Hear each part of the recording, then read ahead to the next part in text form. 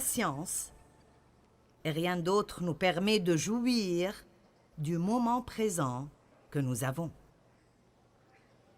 Si je suis quelque part et je ne veux pas y être, et je veux être autre part, disons que j'attends à l'aéroport. Je ne veux pas attendre à l'aéroport, mais mon avion est en retard. Je ne veux pas attendre, mais l'avion n'est pas là. Alors je peux soit m'asseoir là et être frustré, ou je peux dire, eh bien Dieu, mon temps est entre tes mains, alors je vais trouver une façon de jouir de cela.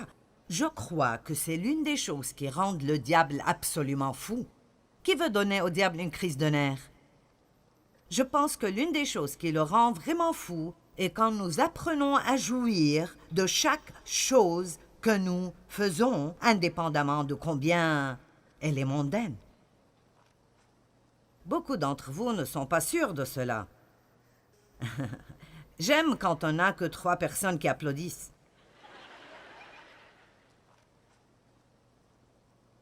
Vous savez, Dieu ne veut pas que nous jouissions seulement des vendredis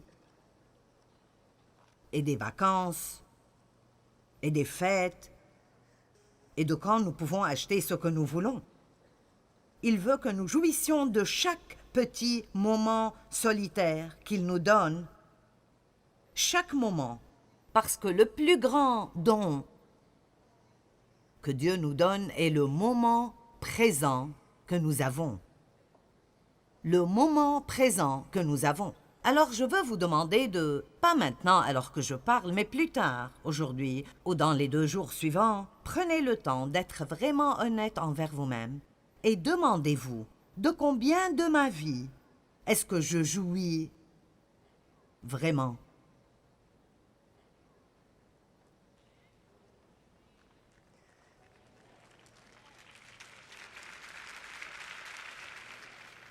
Souvent, nous n'y pensons même pas. Eh bien, j'ai fait ce cheminement pendant beaucoup d'années. Parce que Jean 10 dit, le voleur vient seulement pour voler, tuer et détruire. Mais Jésus a dit, je suis venu afin que vous jouissiez de la vie. Une vie abondante, pleine jusqu'à ce qu'elle déborde. Alors, même si Jésus est mort, d'abord, pour notre salut, il est mort aussi pour que nous puissions jouir de tout moment en particulier dans nos vies. Pas juste quelques moments ici et là, mais chaque moment en particulier dans nos vies. Je crois que l'une des plus grandes tragédies de nos vies est de ne pas jouir de chaque moment que Dieu nous a donné. J'ai écrit un livre intitulé « Jouir alors que vous cheminez ». Mon Dieu! Quand je pense à mon ministère même, il y a tellement de cela dont je n'ai pas joui, parce que j'étais si désireuse d'essayer de le faire grandir. J'étais dans une réunion beaucoup plus petite que celle-ci. Il y avait peut-être 400 personnes là-bas, et il y avait beaucoup de leaders. Et j'ai pensé, eh bien, je prierai pour tous ceux qui ne se réjouissent pas dans le ministère. Et alors j'ai dit, je voudrais offrir de prier pour toutes personne qui est dans le ministère qui peuvent dire qu'ils ne jouissent pas du ministère. Et je ne pouvais pas le croire. Il y avait littéralement des centaines de personnes dans le ministère appelées à faire le plus grand travail sur terre, mais elles n'en jouissent pas parce qu'ils essayent d'arriver quelque part où ils n'étaient pas. Si mon église pouvait être un peu plus grande, si je pouvais avoir un nouveau bâtiment, nous serons toujours heureux quand nous nous marions, quand l'homme que nous épousons arrête de nous dire quoi faire, quand nous aurons une plus grande maison et une gouvernante pour nettoyer, et quand la gouvernante ne nous hérite pas alors qu'elle nettoie la maison. Allons, vous me suivez? Quand nous aurons un travail différent, quand nous aurons une promotion au travail. Non, non, non, non. Si vous ne pouvez pas jouir de la vie maintenant, vous n'en jouirez jamais quand? Parce que ça ne se rapporte pas à ce qu'on fait, c'est quelque chose dans notre attitude. Je suis vraiment résolue à ce point, et j'imagine que beaucoup d'entre vous le sont. Je suis vraiment résolue de glorifier Dieu dans ma vie de tous les jours. Dieu n'est pas intéressé par qui est dans ce bâtiment d'église ce matin. Ce n'est pas qu'il ne s'occupe pas de ce que vous êtes là. Il aime tout cela, mais c'est plus ce que nous faisons quand nous quittons d'ici qui intéresse Dieu que comment nous nous comportons ici. Et nous pouvons sauter et crier et applaudir dans chaque chanson que nous chantons. Mais c'est comment j'agis quand je suis dans la file de gens à l'épicerie. Comment est-ce que je me comporte si Dieu n'agit pas aussi vite que je le voudrais? Qu'est-ce qui arrive quand j'ai quelqu'un qui travaille avec moi, qui est une personne précieuse, mais ça leur prend juste plus de temps pour apprendre et je dois leur dire encore et encore? Comment est-ce que j'agirai? Est-ce que je vais les virer parce qu'ils ne sont pas rapides ou est-ce que je ferai un investissement et je travaillerai sur eux? Est-ce que j'aurai assez de sagesse pour ne pas comparer un de mes enfants à l'autre parce que l'un d'entre eux va mieux avec ma personnalité que l'autre? Nous pouvons aimer tous nos enfants, mais ne pas les apprécier tous.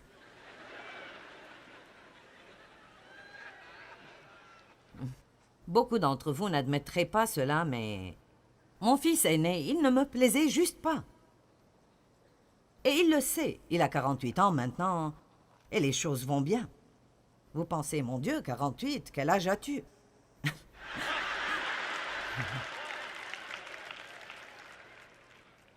Je suis assez âgée pour savoir de quoi je parle.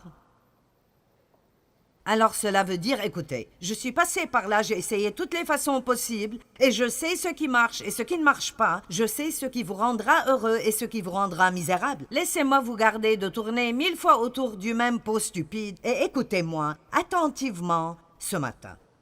Vous n'allez pas presser Dieu. Vous n'allez pas changer les gens. Seul Dieu peut changer les gens. Priez pour les gens. Ils emballeront des choses, alors Joyce apprend comment laisser passer et fermer la bouche. J'ai un épi ici et je passerai probablement toute ma vie à faire ceci. Alors fais-le et en silence. Amen. Et quoi que vous fassiez, apprenez à jouir du chemin au travail le matin. Apprenez à jouir de vous asseoir à côté de cette personne au travail dont vous n'aimez pas vraiment la personnalité, mais rappelez-vous que Dieu les aime. Apprenez à faire ce travail que vous n'aimez pas et vous pensez « Je serai heureuse si j'obtiens une promotion ». Vous savez combien de gens sont invalides et aimeraient avoir votre travail? Vous savez combien de personnes aimeraient pouvoir se lever et aller au travail que vous haïssez et détestez, ou combien de personnes doivent marcher partout où ils vont et ça ne les dérangerait pas de conduire dans les embouteillages avec lesquels nous avons des problèmes chaque jour? Et vous savez, vous venez à l'église le dimanche et on vous rappelle ces choses. Nous savons tous que c'est juste, mais je vous dirai où vous devez vous rappeler. C'est quand vous êtes seul. Faites une réunion avec vous-même. Nous avons lu Éphésiens 4 qui dit « Renouvelez tous les jours votre attitude et vos pensées. » Nous devons travailler chaque jour sur notre attitude. Je crois que nous sommes des gens qui sont loin pour vivre la vie ordinaire de tous les jours d'une façon très surnaturelle. Amen. Nous ne pouvons pas nous attendre à ce que quelque chose de spectaculaire arrive tout le temps. Dieu est dans l'ordinaire. Il est là dans toutes les petites choses simples que nous traversons hâtivement parfois, et puis nous manquons les opportunités que Dieu nous donne d'être une bénédiction pour quelqu'un d'autre, parce que nous détestons déjà la chose ordinaire. Regardons Jacques 5, 7. Soyez donc patients, frères, alors que vous attendez, pas si vous attendez. Soyez donc patients alors que vous attendez jusqu'à l'avènement du Seigneur. Maintenant, regardez cela. Voici le laboureur attend le précieux fruit de la terre, prenant patience à son égard, jusqu'à ce qu'il ait reçu les pluies de la première et de l'arrière-saison. Vous savez, nous pouvons dépasser ce verset et ne jamais vraiment en recevoir beaucoup, mais j'ai étudié la patience longuement et j'ai disséqué beaucoup de ces versets. Et donc, si vous pensez à ce laboureur, il creuse dans le sol dur, il met ses graines dans la terre et il attend, et il attend, et il attend, et il attend. Dans quel jour quelque chose sortira de la terre? Seul Dieu le sait. Alors qu'est-ce qu'il fait? Il continue à faire ce qu'il devrait faire. Il arrose, il enlève les mauvaises herbes, il les regarde. Il se lève, il va au lit, il se lève, il va au lit. C'est le lundi, mardi, mercredi, jeudi, vendredi, rien n'arrive. Il fait la même chose la semaine suivante et celle d'après. Mais il y a un petit mot ici, et je ne sais pas s'il existe dans d'autres traductions, mais il est devenu vraiment important dans ma vie. Et il dit, il attend avec espérance. Maintenant, vous êtes sur le point de recevoir quelque chose ici. La plus grande raison pour laquelle nous sommes souvent tristes n'est pas nos circonstances. Ce n'est pas même que nous devons attendre, c'est que nous attendons sans espérance. Quelque chose d'étonnant arrive dans mon âme, et je crois que ça arrivera dans la vôtre aussi, quand je commence à agressivement, résolument, m'attendre à ce que quelque chose de bien arrive dans ma vie à n'importe quel moment. Aujourd'hui sera peut-être le jour où ma récolte arrivera. Aujourd'hui sera peut-être le jour où je verrai un changement dans mes enfants. Aujourd'hui sera peut-être le jour où je me sentirai mieux. J'ai supporté ce problème physique pendant des années, mais aujourd'hui pourrait être le jour. Le diable veut que nous soyons sans espérance. Nous avons chanté ce chant à propos de l'espérance. Être plein d'attente. Je me suis entraînée chaque matin. Quand je me lève, je ne suis pas debout. Depuis 5 minutes, maintenant c'est probablement 1 minute. Et voici ce que vous m'entendez dire. Je m'attends à ce que quelque chose de bien arrive aujourd'hui. Je m'attends à ce que quelque chose de bien arrive à travers moi aujourd'hui. Aujourd'hui, je serai forte et me sentirai bien. Je serai énergétique et je serai créative. Je suis enthousiasmée au sujet d'aujourd'hui. Ce sera une bonne journée. Et je vous dis la vérité absolue. Si vous faites cela, votre corps répondra. Votre être physique répondra et vous commencerez à vous sentir mieux et la vie vous paraîtra meilleure. Je répéterai jusqu'à ce que vous le compreniez. Vous voyez, les gens passifs disent juste « Je ne sais pas. Je ne sais pas, nous verrons. » J'ai enseigné un message récemment intitulé « Est-ce que votre lève-toi est parti ?» Et nous avons tous des moments où nous sommes fatigués de faire ce qu'on fait. Tout le monde. Vous pensez que si vous aviez un travail plus intéressant, vous ne vous fatigueriez pas? Vous pensez « Oh, j'aurais aimé être Joël, j'aurais aimé être Victoria, j'aurais aimé ceci, j'aurais aimé être Joyce. » Vous savez, je me fatigue de faire ce que je fais. Savez-vous ce que je pensais quand j'étais assise là? Ce n'est pas que je ne veux pas être ici, mais j'ai pensé j'aimerais être dans une réunion d'église un jour et n'avoir rien à faire.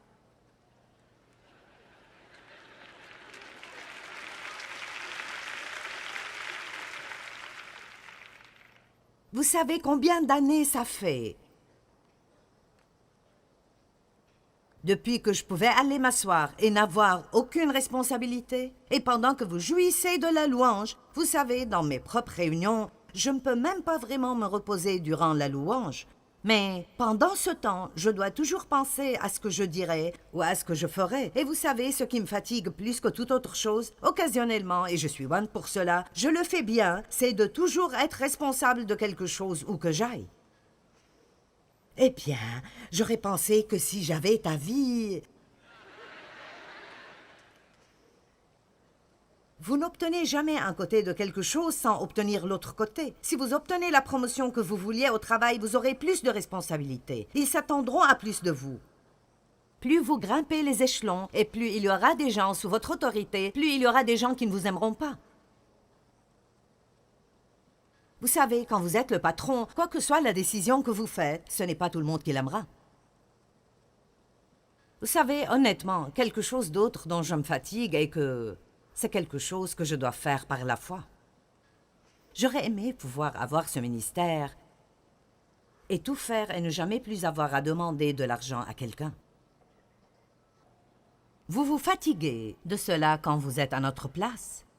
Alors laissez-moi vous le dire. Quand les gens parlent des offrandes, souriez, acclamez, agissez comme si vous aimiez cela, parce que ce n'est pas facile pour nous.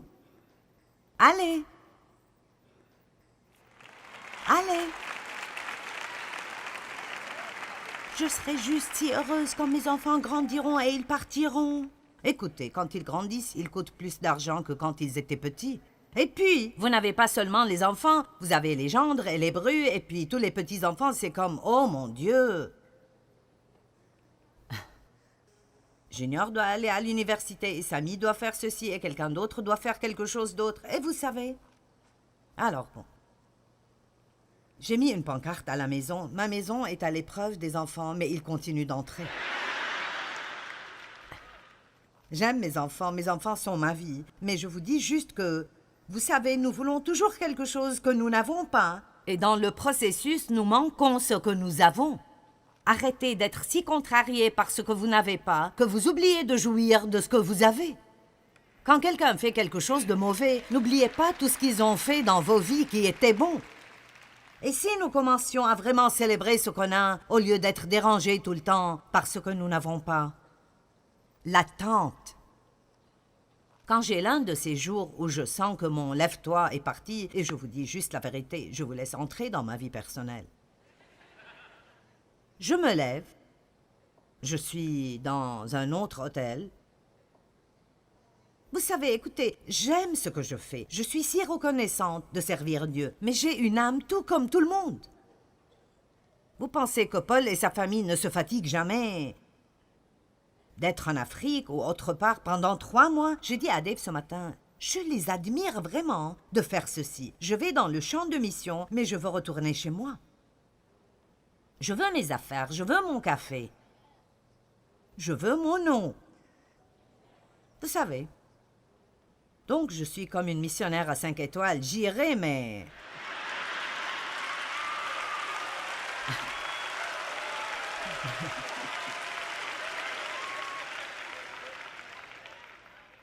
Je n'aime pas les tentes, ça ne marche pas pour moi. Et je suis allée à tous ces endroits où ils vont et ils vivent. Et je veux vous le dire, les gars, vous avez mon appréciation et mon respect. Amen?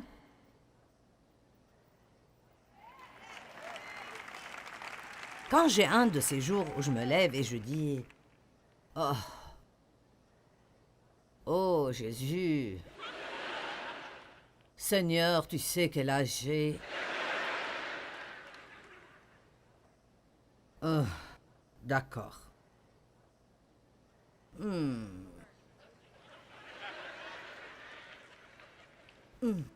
Vous savez ce qui m'aide plus que tout? Je m'attends à ce que quelque chose de bien arrive aujourd'hui. Je m'attends à ce que Dieu apparaisse et travaille. Je m'attends à ce que quelqu'un soit guéri physiquement aujourd'hui comme je prêche la parole. Je m'attends au salut. Je m'attends à pouvoir être une bénédiction pour quelqu'un aujourd'hui. Je suis pleine d'attente. Et vous savez ce qui se passe quand je fais cela? Je commence à être excitée. Je commence à être enthousiasmée. Nous devons avoir un peu plus de feu. Qu'est-ce qui est plus beau dans une cheminée, des cendres froides ou un feu ardent? Amen? Je crois que nous devons être plus enthousiasmés. Et la façon de faire cela est de vivre avec une attente. Maintenant, après avoir enseigné ceci il y a 2 semaines, j'ai reçu un rapport qu'une des filles au bureau retournait chez elle et elle a pensé, eh bien, je vais essayer cela, parce qu'elle a un fils qui lui causait beaucoup de problèmes. Et elle a dit, j'ai tendance à détester aller à la maison. Vous savez que quand vous avez des problèmes à la maison, vous pouvez détester rentrer chez vous. C'est vraiment... Elle a dit, donc, alors que je conduisais, j'ai dit, je m'attends à ce que quelque chose de bien arrive ce soir avec mon fils. À son arrivée, son fils l'a regardée et lui a dit, « Maman, je veux juste que tu saches que je t'aime. » Elle a dit, « Je n'ai pas entendu cela pendant des mois et possiblement des années. Laissez-moi vous dire, ce que nous pensons et ce que nous disons, l'attitude avec laquelle nous vivons, affecte vraiment nos circonstances. Et je ne dis pas que vous obtenez tout ce que vous voulez juste en disant « je m'attends à cela ». Mais je vous dirai que vous pouvez supporter beaucoup plus que vous pouvez imaginer si vous avez un peu d'enthousiasme, un peu de feu et si vous êtes excité. Et ne vous attendez pas à ce que quelqu'un fasse cela pour vous. Paul a dit à Timothée, « Ranime-toi dans le Seigneur. » Vous vous ranimez vous-même. Ce que je vous ai donné ici dans les 2 dernières minutes est si précieux. Je vous le dis. Dieu m'a appelé à prêcher la parole et je crois que j'entends des choses de lui pour le corps de Christ. Et cette chose de l'attente n'est pas une petite chose, c'est une grande chose. Et Dieu attend pour vous amener votre récolte. Vous devez peut-être mettre vos graines dans la terre et vous lever et aller au lit et vous lever et aller au lit et vous lever et aller au lit jusqu'à ce que vous pensiez que vous ne pouvez plus supporter. Mais si vous le faites avec de l'espérance, waouh, de bonnes choses arriveront dans votre vie. Amen. Allez, donnez gloire à Dieu. Je m'attends à ce que quelque chose de bien arrive avec moi et je m'attends à ce que quelque chose de bien arrive à travers moi. Écoutez. Restez tous calmes pendant juste un moment. Vous êtes ici aujourd'hui. Quelqu'un vous a amené. Ou peut-être que vous êtes venu parce que vous voyez Joël à la télé et vous m'avez eu à moi au lieu de lui. Ça ne fait rien. Dieu sait ce dont vous avez besoin. Ou peut-être que vous avez su que je serais ici et vous êtes venu pour voir si je suis vraiment comme à la télé. L'essentiel est que vous êtes là. Et si aujourd'hui, vous n'avez pas encore reçu Christ comme votre sauveur, vous n'avez pas à faire quoi que ce soit. Vous n'avez pas à vous justifier avant que Dieu vous prenne. Il vous veut maintenant. Il vous a amené ici aujourd'hui pour cette raison. Ceci pourrait être la meilleure décision que vous ferez dans votre vie. Tout ce que vous devez faire est de dire « Oui, je crois en Jésus et oui, je suis fatigué de vivre comme je vis. Je veux la paix, je veux la joie, je veux avoir un très bon ami. Jésus veut être votre ami. » Devenir un chrétien ne veut pas juste dire que vous recevez cette liste de 10 choses que vous devez faire qui sont toutes des choses religieuses. Ça veut dire que vous êtes invité à avoir une relation intime avec Dieu à travers Jésus-Christ et qu'il veut être impliqué dans chaque chose que vous faites. C'est magnifique, simplement magnifique, magnifique. Alors, si vous n'avez pas encore reçu Christ comme votre sauveur et vous voulez prendre cet engagement aujourd'hui, ou si vous avez essayé de servir Dieu et vous êtes retombé dans le péché, levez juste la main, laissez-moi voir où vous êtes. Allez, les mains sont hautes partout dans la salle. Voyons vos mains, je vois beaucoup de mains. Je vois vos mains là-bas, d'accord. Ceci est facile. Vous n'avez besoin de rien faire, vous allez obtenir quelque chose. Maintenant, je vous demanderai de faire quelque chose pour 2 raisons. 1, nous avons un livre que nous voulons vous donner. Et 2, je vous demanderai de vous lever là où vous êtes. Ceux d'entre vous qui ont levé la main. Allez, soyez courageux. Donnez un œil au beurre noir au diable. Allez, levez-vous. C'est cela. Allez, allez, allez. Allez, faites-le. Ne soyez pas embarrassés. C'est cela, faites-le. Vous pouvez le faire. Soyez audacieux. Soyez audacieux pour Jésus. Maintenant, écoutez. Levez-vous si vous décidez que vous voulez vous joindre à nous. Nous allons prier cette prière et quelque chose d'étonnant arrivera. Le livre de la vie est ouvert et vous êtes sur le point d'avoir votre nom écrit dedans. Tous vos péchés seront pardonnés. Que tout le monde prie cette prière avec eux, s'il vous plaît. Haut et fort pour qu'ils se sentent à l'aise. Dieu, mon Père, je t'aime. Jésus, je crois en toi. Tu es mort pour moi. Tu as été ressuscité d'entre les morts. Tu as pris le châtiment que je méritais. Tu as payé pour mes péchés. Je suis désolé pour la façon dont j'ai vécu. Mais aujourd'hui, je me retourne et je vais dans une autre direction. Je me détourne du péché et je me tourne vers toi. Jésus, je te reçois. Viens et vis en moi. Tu es mon sauveur et je suis ton enfant. Prends-moi tel que je suis. Maintenant, fais de moi ce que tu veux que je sois. Merci. Je suis sauvé. Je suis aimé. Et je suis en chemin vers le ciel. Allez, donnez gloire à Dieu ce matin. Amen.